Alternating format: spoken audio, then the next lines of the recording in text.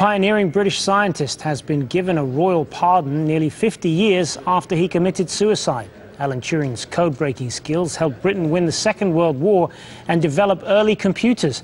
But the brilliant mathematician was persecuted for being homosexual, which was illegal in post-war Britain. After being convicted for gross indecency, Turing took his own life. Campaigners say they're delighted his name has finally been cleared. In 1952, Dr. Turing was convicted of gross indecency and had to undergo chemical castration.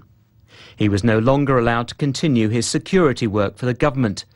2 years later, aged 41, Alan Turing died of cyanide poisoning. A verdict of suicide was recorded.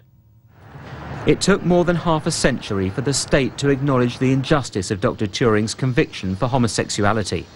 Now, following parliamentary pressure, he's been given a posthumous pardon. The injustice done to him is corrected today by this pardon, and I think that is the end of that bit of the story about the appalling treatment of gay men.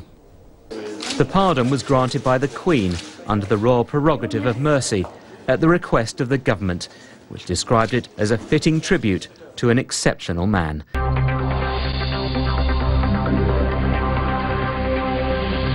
Well, I discovered a few months ago that I actually had the power to recommend to the Queen that she provided what's called a royal prerogative of mercy to Alan Turing. I hadn't been aware up to that point that I had the power, so I looked into it. We now talked to the palace, and I'm delighted that the Queen accepted that request. This is something that's long overdue. It is, I think, one of the blights on our history that somebody who was undoubtedly one of the heroes of the Second World War, often an unsung hero, but actually had as much of an impact on the outcome of the war as almost anybody else in the country, nonetheless had seen his career end in disgrace and in such tragic circumstances. It seemed to me, and has always seemed to me, a great historical wrong that should be righted, and I was delighted to discover I actually had the power to do something about it.